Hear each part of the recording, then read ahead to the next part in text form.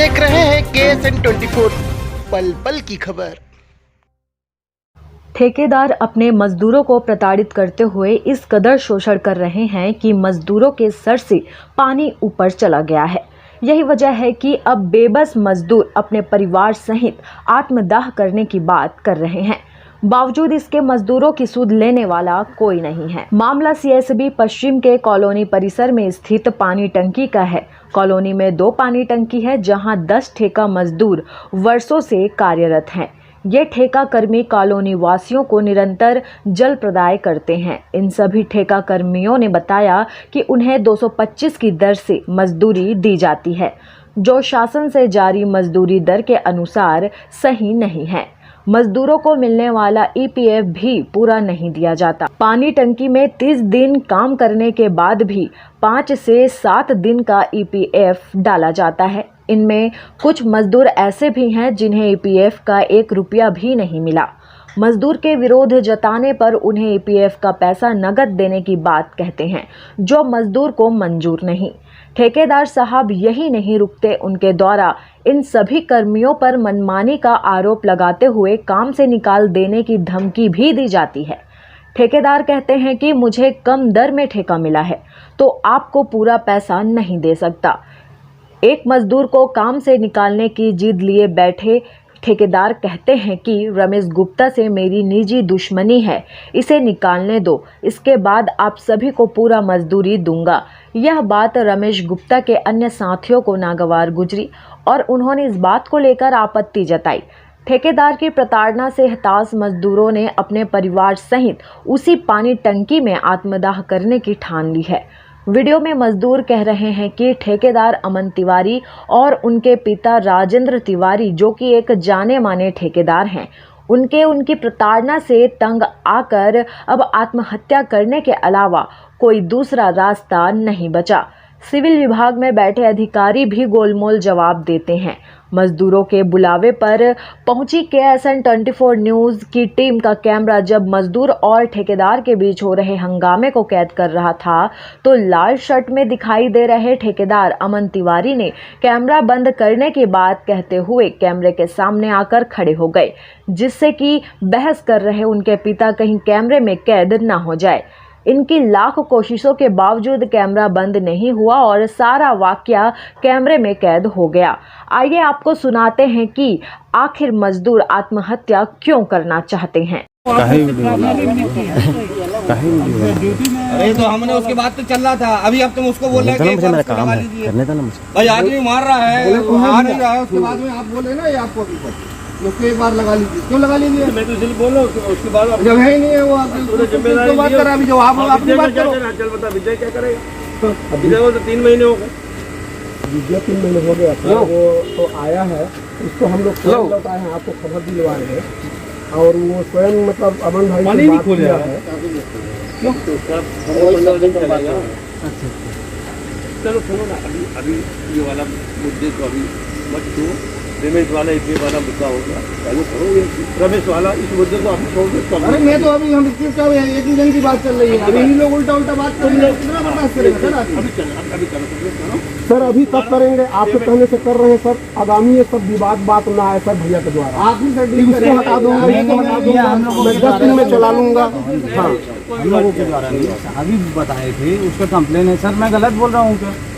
अरे मैं तो बोल चुका हूँ भैया, इसीलिए हमने आदमी भेजा। किसी से भी पूछ लो, गोपाल भैया से पूछ लो, परमेश्वर से पूछ लो, बस इतना सा बात है।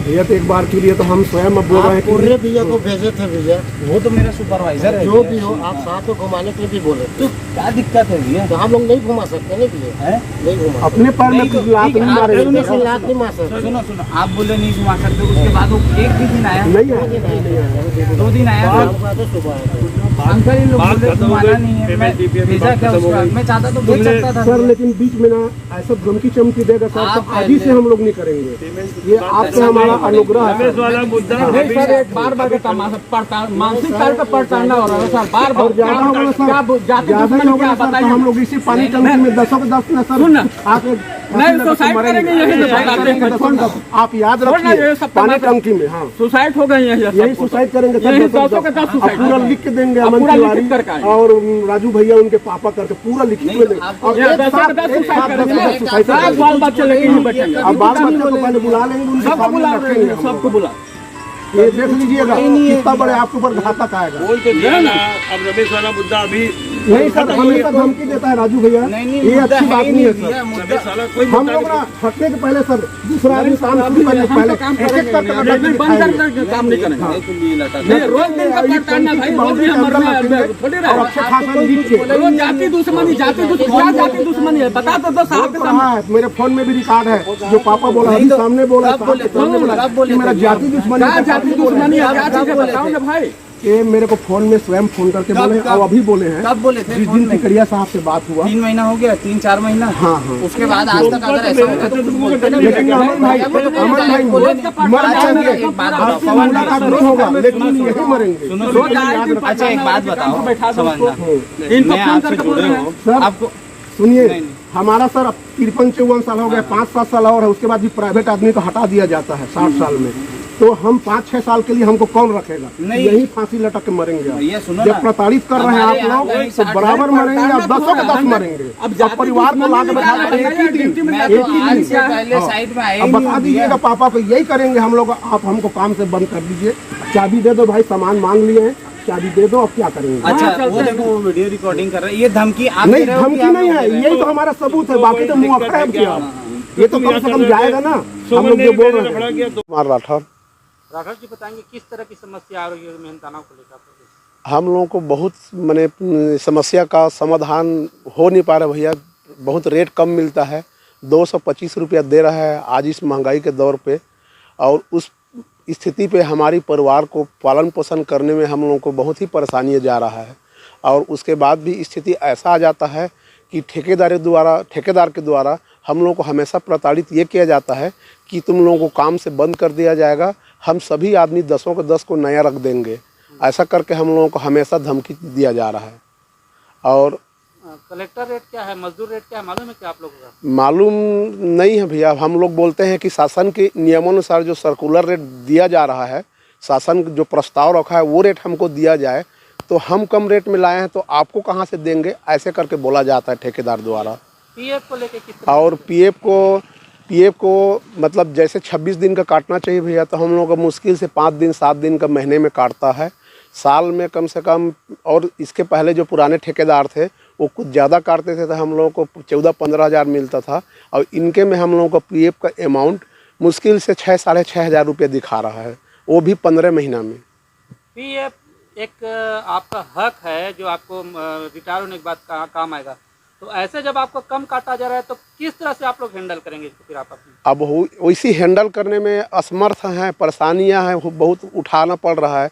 और उसके अलावा हम लोग पीएफ का जानकारी मांगते हैं तो जानकारी मिलता नहीं है, और चाहते हैं कि इस कोरोना के दौर में पीएफ का कुछ राशि, जो अग्रिम राशि हम लोगों को जो निकाल सकते हैं, निकालने के लिए हम लोग तैयार थे। तो ठेकेदार द्वारा हम लोगों का बैंक का पासबुक जो अप्रूवल करके तिवारी जी को देना है, अमन तिवारी को, वो करके देने के लिए मना करता है।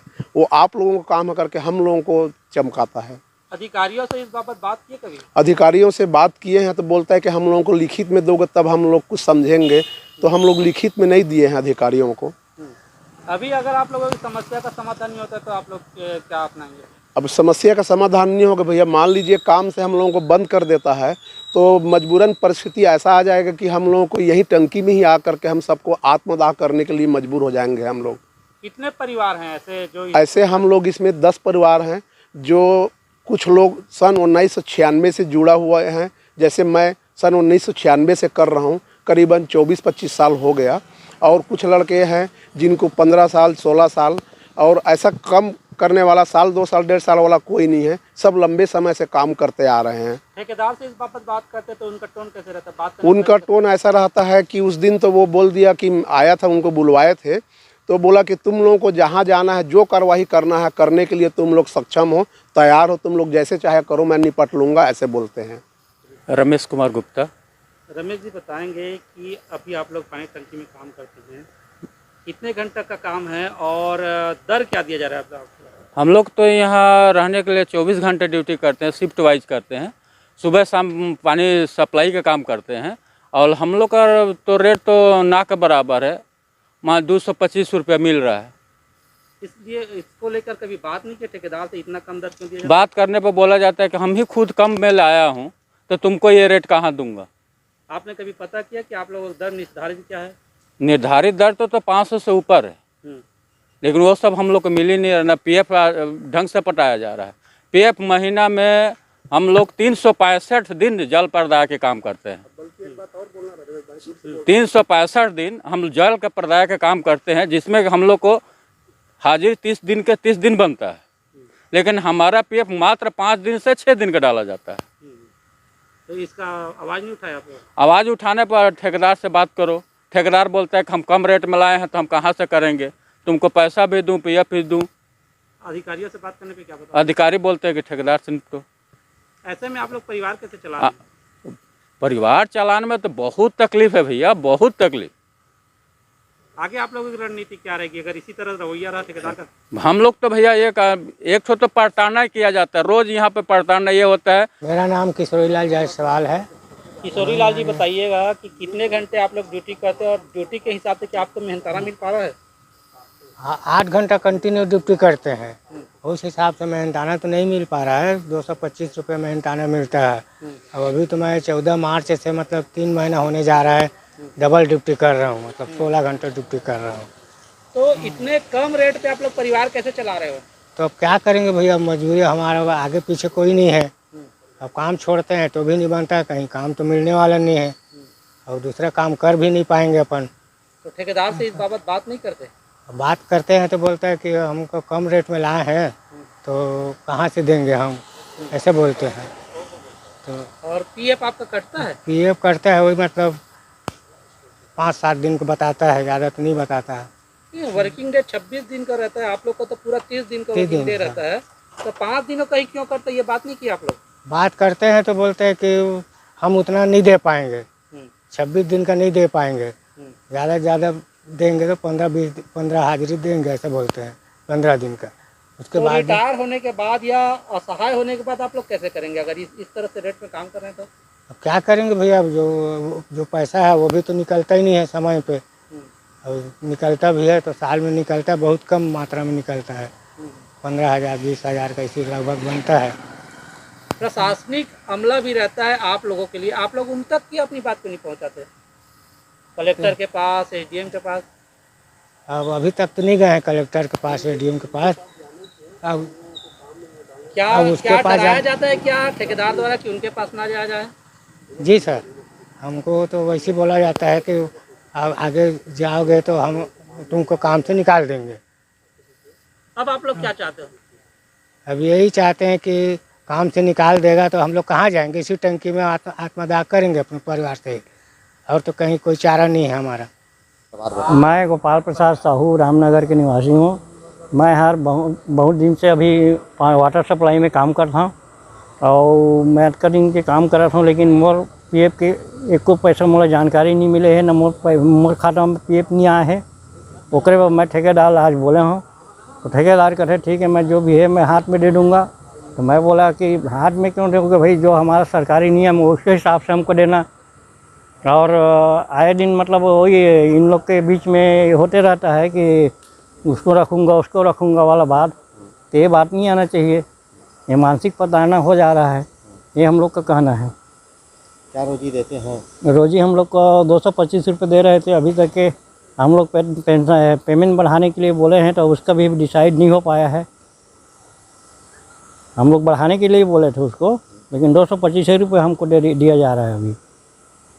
यही सबको ये मनमानी कर रहे हैं क्या है?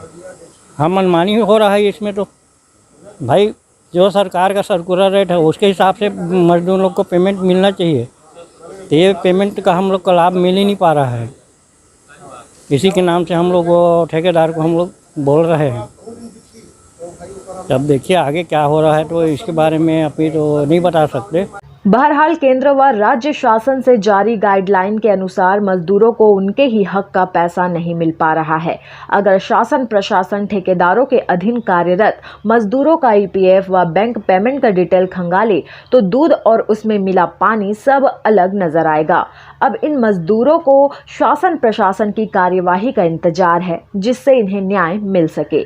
KSN 24 न्यूज के लिए कोरबा से संतोष दीवान की रिपोर्ट।